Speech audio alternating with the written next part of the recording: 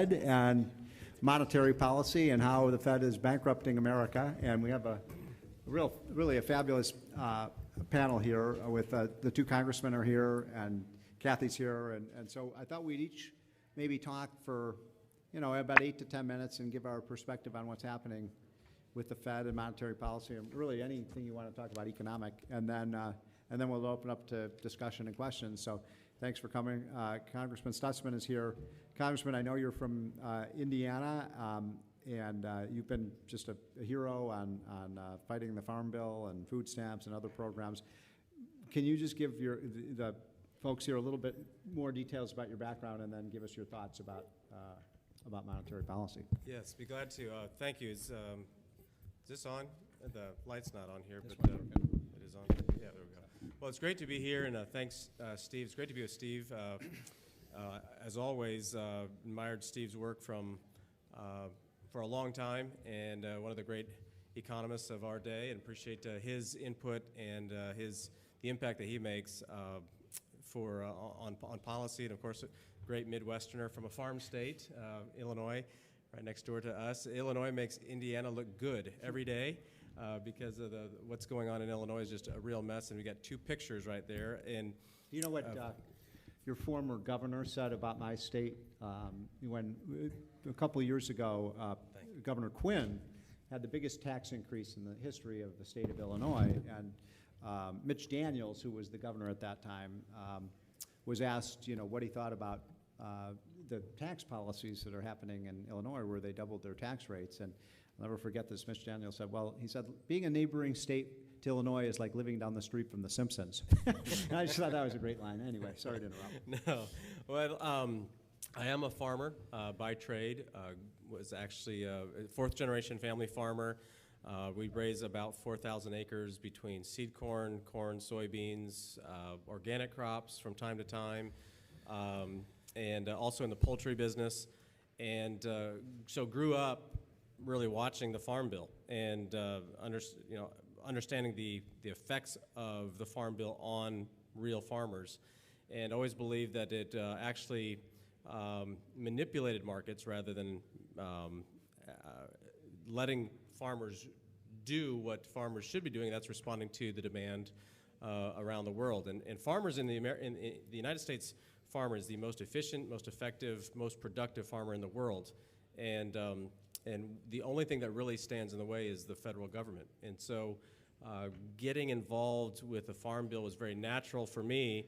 And but the one thing that bothered me the most, and it happened a couple of weeks ago when the Farm Bill passed and was signed by the president, is that the farmers across the country are leveraged by big spenders in Washington. There's problems with the farm policy, but there's an even greater problem by saying it's a farm bill when 80% of it is the food stamp program. So SNAP is almost $800 billion of a $1 trillion farm bill, and I personally think that is deceptive and is misleading to the American people. And so our effort, and Mick, who was a great advocate when we separated the Farm Bill in the House of Representatives earlier last summer, I guess, and we separated it, and actually that's how we got it passed out of the House of Representatives. It went to conference committee between the House and the Senate, and the Farm Bill was the best example of how bad Washington can operate. We passed a bill out of the House at $940 billion over 10 years, and then the Senate had already passed a farm bill that spent about $980 billion. So you think, okay, well, they're going to land somewhere in between. I mean, it's a lot of money no matter which one you look at. They're going to land somewhere in between. Well, they couldn't get anything figured out, so instead we're going to spend $985 billion and spend even more money than what the Senate had planned on to begin with. And so it was just the worst of Washington, and unfortunately, we were not successful, but we set a precedent where we actually had one of the legislative bodies pass a farm bill that was separate, and hopefully, unfortunately, it's going to be 5 years before we do it again unless we get real conservatives in both the House and the Senate that are willing to open it back up and separate farm policy from the food stamp program. So it was, we had some success, but unfortunately we didn't make it across the finish line. But in this time in Washington with too many big spenders, it's tough to do. So are the before we turn it over to Mr. Mulvaney, farmers are doing pretty well right now, aren't they? Commodity prices are high. We've got the ethanol program, which is raising the price of corn. So are the people in your district that are farmers, how are they doing? Well, farmers are doing very well. I mean, agriculture, it's a tough business. You know, we can't control either side of the ledger with your input costs and with commodity prices, but not only has ethanol made a difference for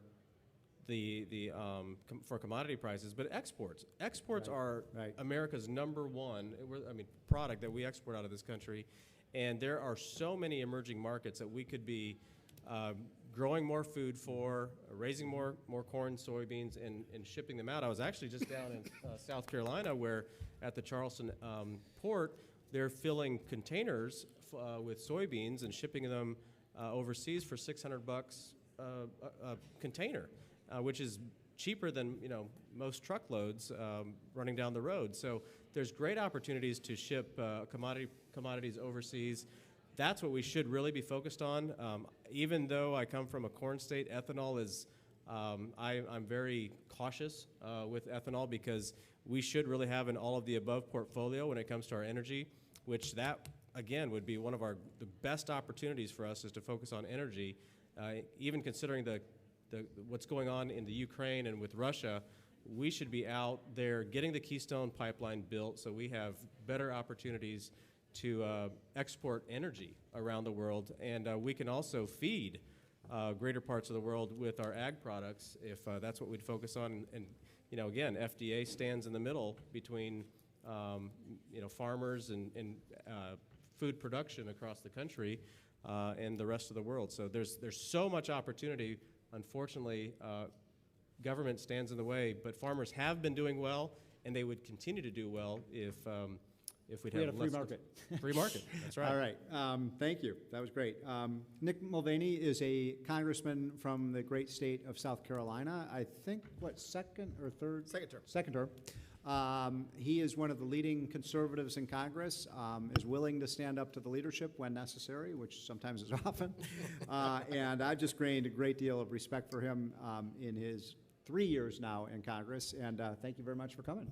Thank you, Steve. And thanks for having me. We'll go right into it very quickly. The reason the Marlin and I are invited to be here is that we're on the Monetary Policy and Trade Subcommittee on House Financial Services, which gives us some really interesting and unique insights into what goes on inside the Fed. In fact, we're going through this year on the committee the Fed turned 100 in 2014, which gives us an excuse to have a hearing every couple of weeks. So that's what we've been doing. And we also have the very special opportunity twice a year of having the Federal Reserve chair, no longer the chairman, not the chairwoman. She made it very clear her title is going to be chair, Janet Yellen. And we had her in before the committee about a couple of weeks ago. I want to talk a little bit about what we heard, and then what I think you could read when you look between the lines of what Mrs. Yellen said. And I'd be curious to know what Stephen thinks about this, because I know he knows her better than anybody in the room. The general consensus, I think, about Mrs. Yellen or Chair Yellen is that she's going to continue along the same path. That's the conventional wisdom. Every time you hear about Janet Yellen, it's more of the same. She's Bernanke and addressed the whole shooting match. And I certainly think that is valid. What does that mean, though, just beyond continuation in at least the near term and probably the midterm of QE? It means a couple different things. It means no rules at all. That we're not only not moving towards a rule-based Fed, we're moving away from a rule-based Fed to essentially a Fed that does whatever it wants without any real guidance. And that's a real shame, by the way. One of the things, if you read about Chair Yellen, one of the things you read about her that's interesting is she was actually the very first person ever to mention the Taylor rule at the Fed meetings. The first person ever. You go back and read the minutes, I think it was the mid-1990s, and she was the one who said, you know what, this Taylor rule really makes a lot of sense, and we should take a look at it. So that was there in her, in sort of her fundamental principles, but certainly she's given us no indication of wanting to further develop the rule and its role within the Fed. You're also, I think, going to see that the guidance will continue to be completely meaningless. The best example that I think we've seen out of the Fed in the last 12 to 18 months was supposedly that the yardstick was going to be unemployment. Ben Bernanke laid it down, said we were going to continue QE until unemployment got to a certain level. We're at the level, and everyone seems to ignore the fact that we're at that unemployment level. Of course, using unemployment as a metric for Fed policy made no sense to, I have an economics degree, and if you know anything about economics, monetary policy cannot influence employment in the long run, okay? That's accepted. That is orthodoxy. Even Keynesians believe that. Bernanke said that on the record at a hearing that we had over at what was I on? The other committee with Kevin Brady. Joint Economic. We had a Joint Economic said, do you think, Chairman Bernanke, do you think that monetary policy can affect employment in the long run? He goes, no, nobody thinks that it does. Yet in the same breath, the Fed was using unemployment as the metric that it was going to supposedly use in guiding its action. So I think you're going to see continued lack of guidance. I think you're also going to see a willingness to blow right through the 2% inflation number.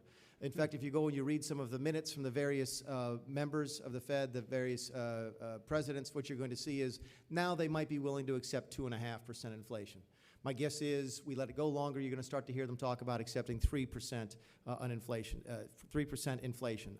Those are the things I think you take away from the first meetings with her. What's the most disturbing part, however, I think, is the role of the Fed and the attitude that Ben Bernanke, who is, I would claim Ben Bernanke is a friend of mine. I used to represent his family. Ben Bernanke is actually from Dillon, South Carolina. If anybody's ever been to Dillon, if everybody's ever driven to Myrtle Beach down I-95, you've all been through Dillon. There's a very famous place there called Pedro's south of the border. You see the giant billboards as you drive down. There's literally thousands of them. I had somebody ask me at a Tea Party meeting one time, they said, is Ben Bernanke as arrogant with you in person as he is on television? And I said, you know, it's sort of hard to be arrogant with me when I know that your first job was at Pedro south of the border. And that's where he got his start. So he and I got to be friends. His mom and dad, or at least I think his dad just passed away, lived not too far from me. I spent some time with him outside of the office. And I asked him one time on the record at a budget hearing if he thought he was enabling the government.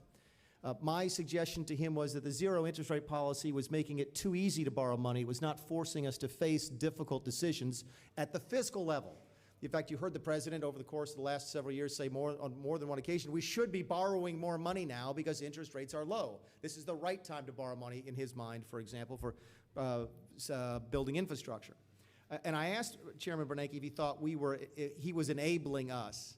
And he says, Mr. Mulvaney, I can see that, and certainly there's a certain risk to that, but really, generally, the Fed is not the problem. Congress is the problem. I happen to agree with that. Okay? I happen to agree with that. I think one of the reasons the Fed can get away with its QE policy is the fact that we're running up these tremendous deficits at the fiscal side. Looking down the road, I don't know if the deficits are going to end, at least willingly. I don't think we have the discipline within the legislative branch, and certainly it doesn't exist in the executive branch, to balance the budget anytime in the near future. This means deficits for a long time and a debt that continues to go up and up and up. In that environment, and the reason I mention it in relationship to the role of the Fed, in that environment, what is the only way to effectively manage the debt? It is to monetize the debt, it's to inflate the debt, to deflate your currency and cause inflation so that you can use inflated dollars to pay off old debts. And that is I think the real long-term concern that I have, is not necessarily the Fed has run amok, that not necessarily the Fed is undermining the stability in the economy, but my long-term concern is that the legislature, Congress, is simply addicted to the money at such a level that we are going to force the Fed into doing things that are damaging to the country. I have no idea how much time that's worth, but I'll sit down. Fantastic. Thank you. Quiet. Kathy is one of the top bloggers in Washington and a kind of rising star in conservative circles in Washington and around the country. Thank you for being here. Can you give people a little bit about your background, and then we'd love your take on this. Absolutely. So I grew up in Alabama, and I was kind of a middle of the road, normal Republican, and I actually got into Ron Paul around 2006, and started to study the Federal Reserve and its impact on interest rates and and things like that. And so I moved to Washington about 2 years ago. I worked for Reason Magazine. I now work for Students for Liberty. A project of theirs called Young Voices. My son runs Students for Liberty at Northwestern, so. Oh, wonderful! Yeah. So you direct. I work for Young Voices, Good, which is a project. So what we do is we try to find other commentators in the free market space, young, we're all under 30, and get their voices heard in the mainstream media, because free marketers are not well represented, especially young ones. And then in addition, I blog and commentate at kathyreisenwitz.com about free markets and social issues as well. So can I just go ahead and launch into my? Please. Absolutely, okay. Yeah. So I was invited here to speak today about one of my very favorite topics, which is Bitcoin. I've gotten into good. Bitcoin in the past year or so. I'm all ears. I was invited to speak at CryptocurrencyCon two summers ago, and didn't really know what it was. My friend Jeffrey Tucker was like, listen, there's this thing. It's free market money. And I was like, whoa, that's amazing. So I started to look into it. And so, one of the things that Ron Paul really appealed to me about was the idea that, okay, first of all, the idea of currency is extremely important, right? And the currency is essential for free market innovation. Markets are essential. But what we have in the United States right now is a manipulation of markets. And so one thing that really appeals to me about Bitcoin is its ability to help us sidestep the screwing with our currency. And so I want to say, first of all, I really appreciate what these gentlemen are doing as far as trying to counteract what's going on with the Federal Reserve and our currency. But I want to talk about an alternative, something that you and I can do right now to help protect ourselves and the country. So, first of all, what is Bitcoin? Bitcoin, it's more complicated than this, but as a shorthand, I like to say it is a currency built on a protocol. And when people say Bitcoin, they may be talking about one or the other or both. The protocol is extremely exciting. In fact, I think it's more exciting than the particular currency. It has the ability to create what is called smart contracts, which can be used to make property smart, which is going to, I believe, absolutely revolutionize the way that we build and enforce contracts. It's especially exciting for people who are unhappy with the way that governments build and enforce contracts. But for the purpose of today's discussion, I'm going to focus on the currency aspect of Bitcoin. So Bitcoin is decentralized and peer-to-peer. So what that means is no one controls Bitcoin. No one person, no one organization, no one institution, no one. It is completely decentralized. What controls Bitcoin is the protocol. So one of the aspects of having a currency not controlled by people is that inflation is low and set. So one of the things that I actually learned very recently was that inflation rates that are high are also generally variable. And so why does that matter? Well, we all understand how important access to credit is for innovation, for economic growth, so entrepreneurs can begin and build their businesses. Access to credit is absolutely essential. Well, what a high and variable inflation rate does is it disincentivizes lending because it makes it very difficult to predict what the nominal rate of interest is going to be. So having a way to borrow and lend money in Bitcoin with a low and steady interest rate, or any currency where you can depend on the interest rate staying low and steady, is really, really exciting. So how does this interplay with the Federal Reserve? Well, the Congressional Research Service just released a few months ago, released a really, really interesting and well-written report. I would highly recommend everybody look at it on Bitcoin and its potential impact on the Federal Reserve. What they said is widespread adoption of Bitcoin could severely curtail the effectiveness of the Fed's monetary policy. In other words, good luck inflating a currency no one will use. So, one of the things that's really interesting to think about, and what we've kind of talked about a little bit, is what happens when government screwing with currency becomes impossible to ignore. So we've talked about a potential monetization of the debt, which could lead to a potential hyperinflation. So what happened in the Weimar Republic? What people did is they began to buy things with the currency as soon as it came out that they thought would have lasting value. So a diamond is forever, but your marks are for about 5 minutes. In addition, states and cities started issuing their own currency. We can see the problems with both of those approaches right away. It's difficult to obtain diamonds. You don't know what is going to hold its value and at what level it's going to hold its value. It's very difficult to exchange in diamonds. In addition, it's very difficult if you're in one city to buy something in another city if you're using two different currencies. What I predict will happen, or what I would like to see as a realistic alternative, is that when this happens, when government messing with our currency becomes impossible to ignore, people will turn to Bitcoin instead. They'll immediately buy Bitcoin. So why do I think that this is possible, and why do I want it to happen? First of all, Bitcoin is extremely easy to buy and use. Setting up a wallet takes minutes. Learning how to exchange in Bitcoin, it's immediate. You can give someone Bitcoin immediately and feelessly. I mean, imagine that. I could give you money immediately and feelessly. In addition, Bitcoin transactions are by default more secure than credit card transactions.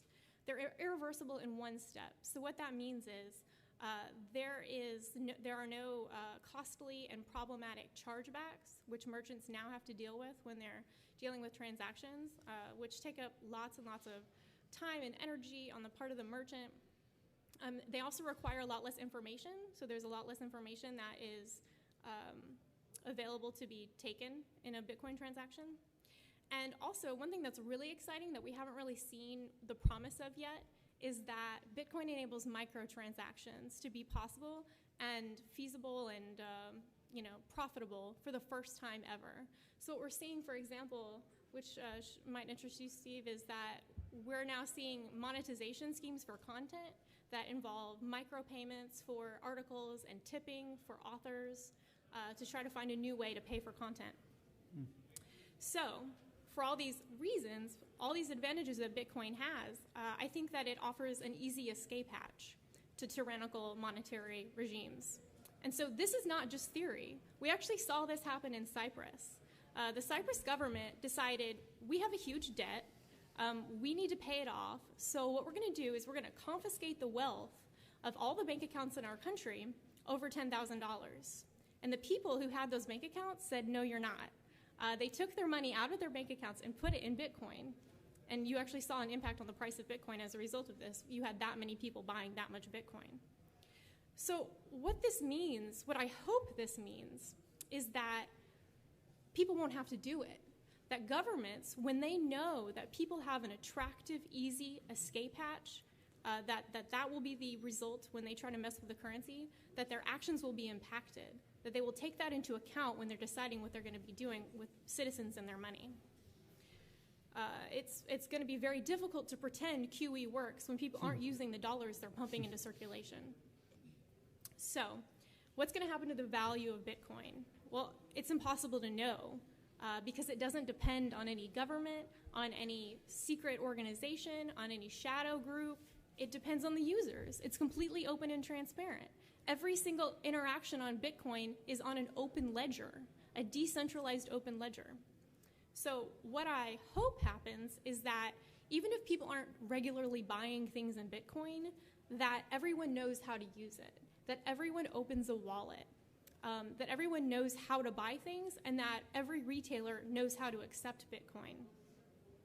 Some things that are going to need to happen before Bitcoin becomes widely adopted.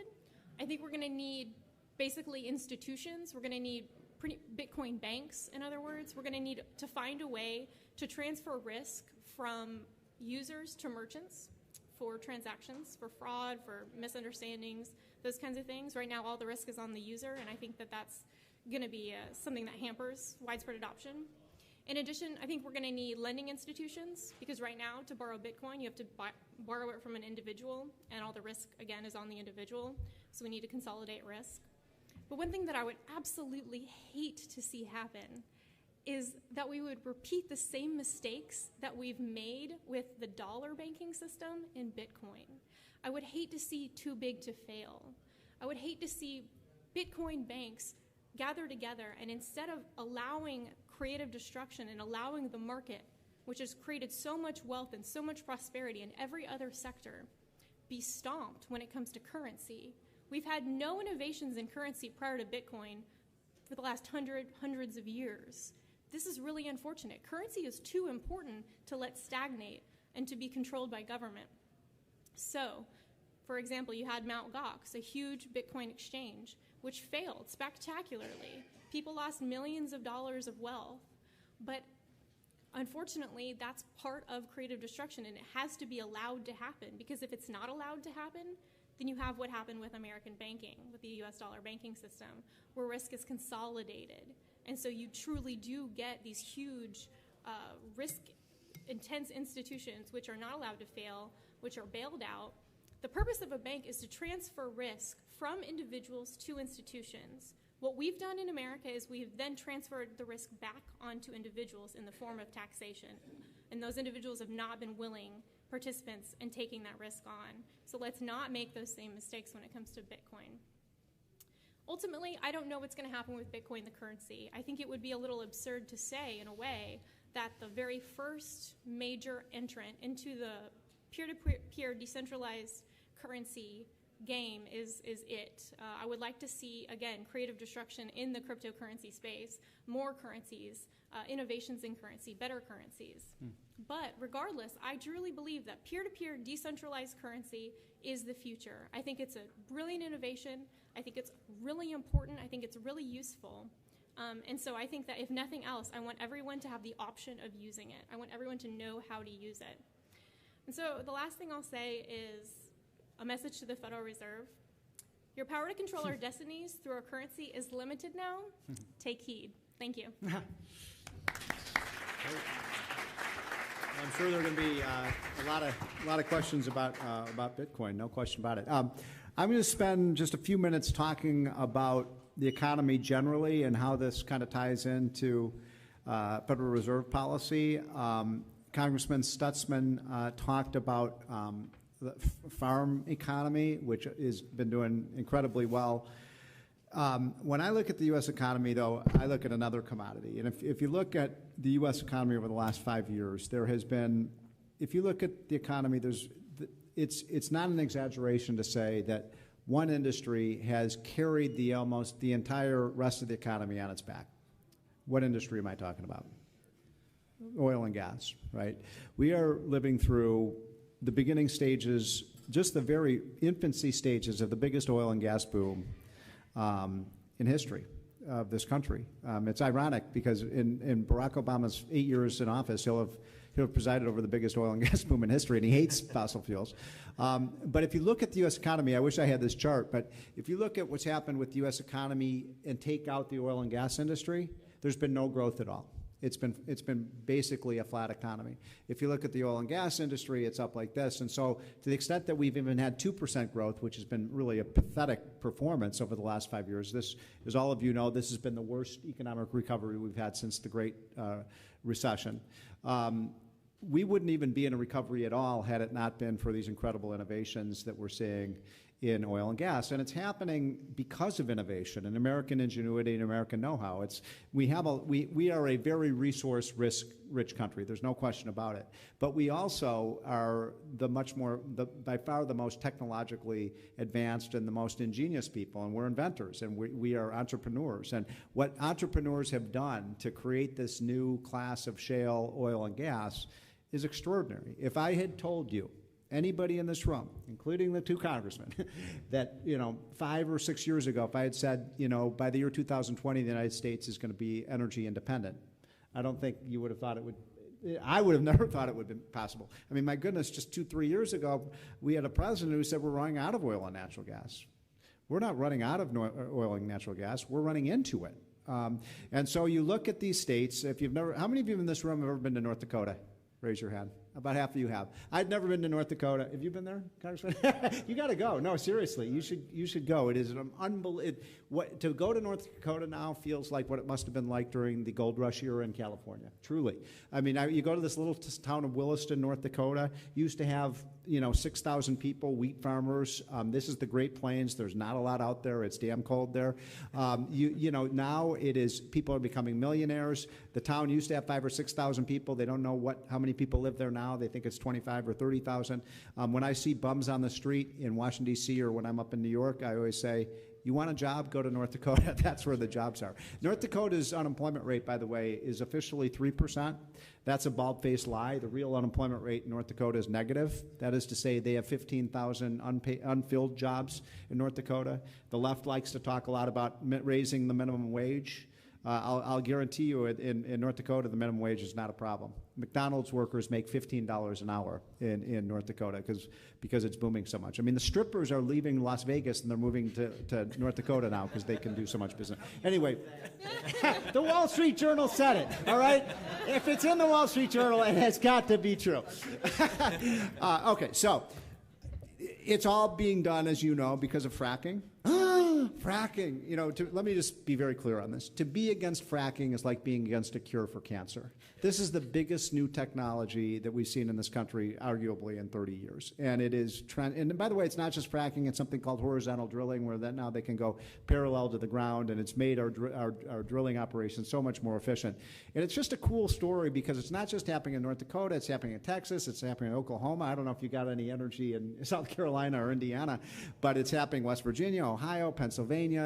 California is sitting on $2 trillion of oil and gas. If all we have to do is go after this. And the reason I mention this is it's so pertinent to current events.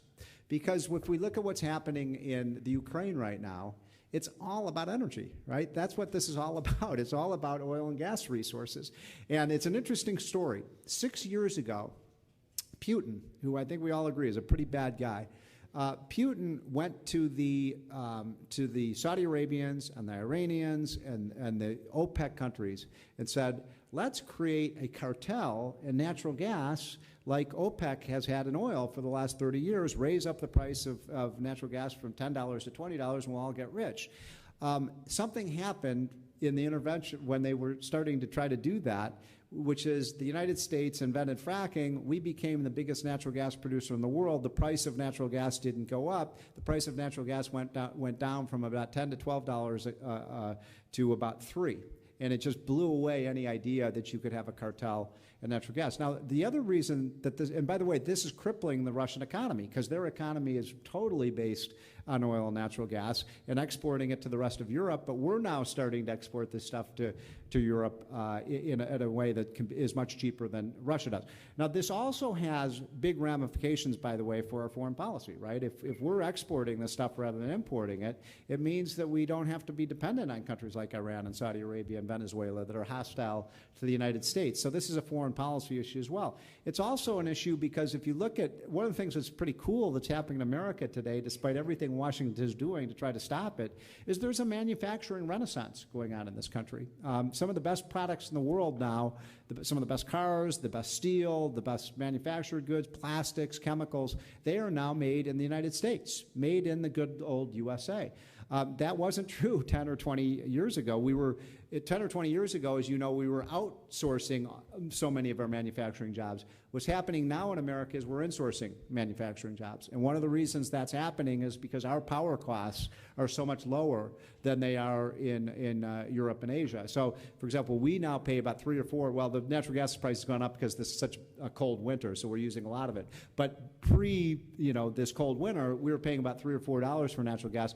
In Australia, in Japan, in China, in Germany, in France, in Italy, and Spain, they're paying close to $10, $12 for natural gas. So that has been a huge benefit to our producers in this country, whether it's manufacturing, transportation sector, high technology, on and on. By the way, one of the kind of cool things about this story, when the president gave his State of the Union, you were both in the audience for that. Remember, he was talking about, well, we're having this big oil and gas boom. He actually tried to take credit for it. But then he said, we have to transition into these green energies. And, it's an amazing thing. And I'm going to be bipartisan here. Under the last energy bill passed by George W. Bush, and then the energy policies of the first 5 years under President Obama, we have spent as a nation $100 billion. $100 billion on green energy. Wind, solar, electric batteries, and those kinds of things. Now, I just want to, I bet the two congressmen know this, but I wonder how many of you in this room know this. If you look at electric power generation in America today, nationwide, anybody want to take a guess at what percentage of our electricity today comes from wind and solar power? Actually, somebody said 1, somebody said 2. No, we're all the way up to 2.4%. 2.4%. After spending $100 billion, we're getting 2.4%.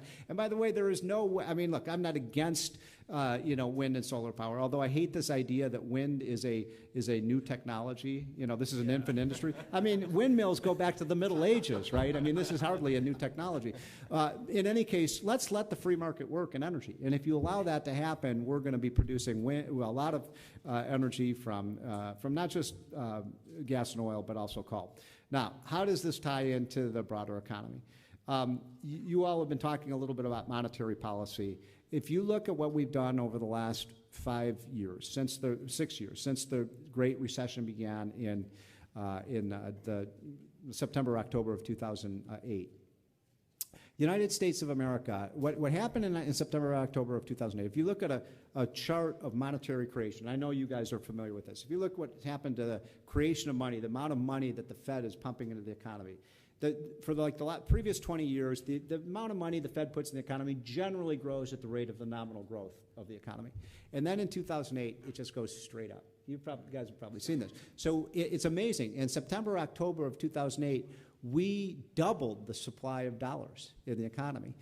It was like we call when I worked at the Wall Street Journal, we called him Helicopter Ben Bernanke because it was almost literally like he was stuffing helicopters full of $100 bills and flying over cities and dropping them out of the windows to try to get people to spend and so on. And then on top of that, we've had QE1, QE2, QE3. So QE1 was the purchase of $1 trillion of mortgage-backed securities. Remember all those toxic mortgages that people took out during the heyday? You should be proud to know that those now sit on the balance sheet of the Federal Reserve Board, which means that we own them now. They're probably worth, about 50 cents on the dollar. And then we bought $1 trillion of Treasury bills, right? 30-year Treasury bills. And now they're buying more mortgage-backed securities, right, to the tune of $60, $70 billion a month.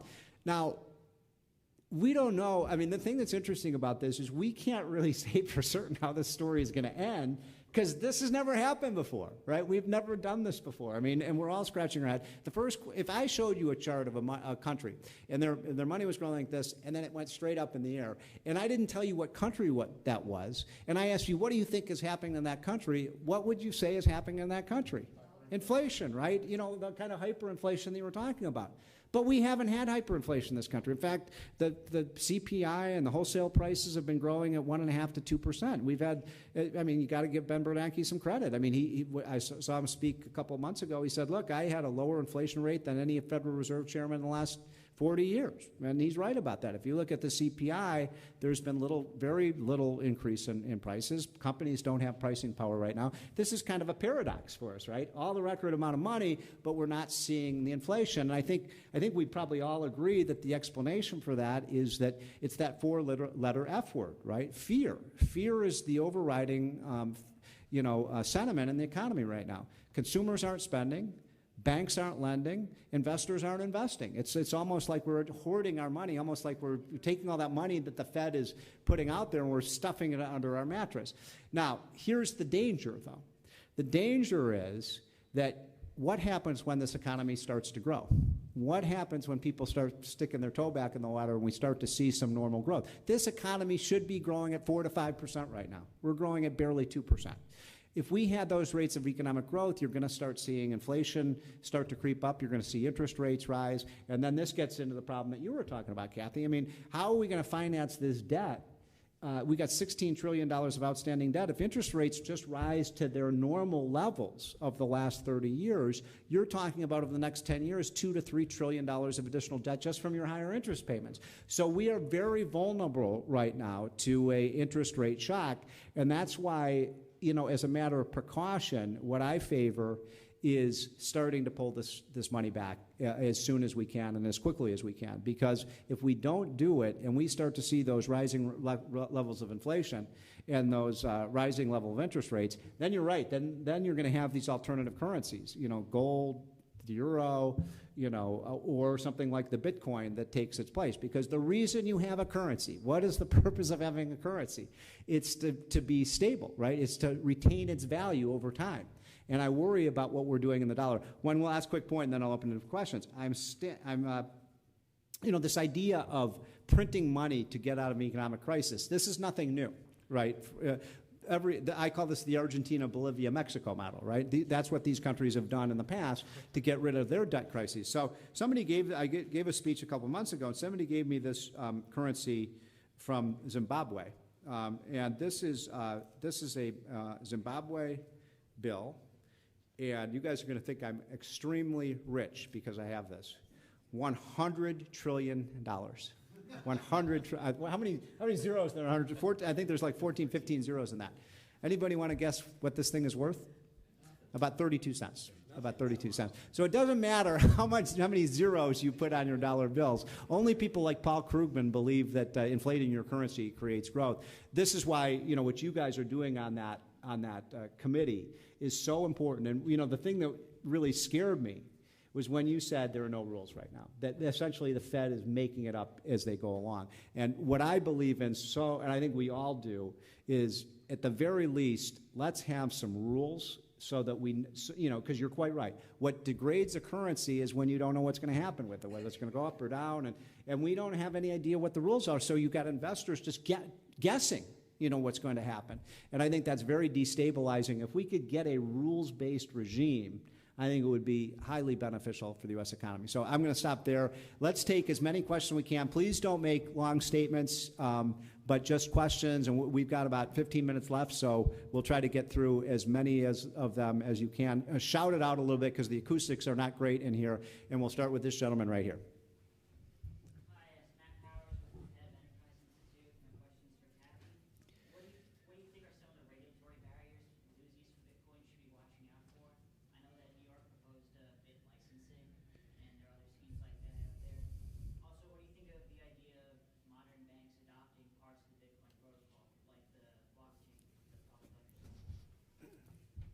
Yeah, I think Can you repeat the question, because I don't think a lot of people...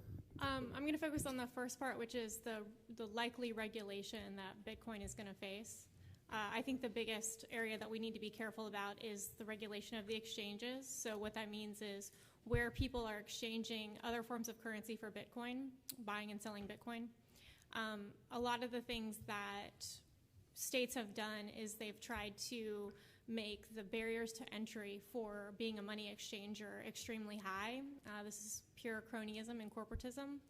I would hate to see the same thing happen with Bitcoin. I think it would curtail a lot of the tumultuous marketplace, the creative destruction, the competition, and the innovation that you've seen in the currency. We need to see in the exchanges as well. And so we need to be very careful that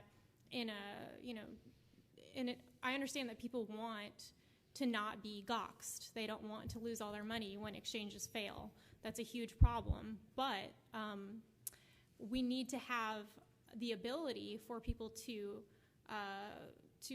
use either established, reputable exchanges or new entrants into the marketplace who are using new methods. That option needs to be available to people, and what regulation does is it takes that option away from people.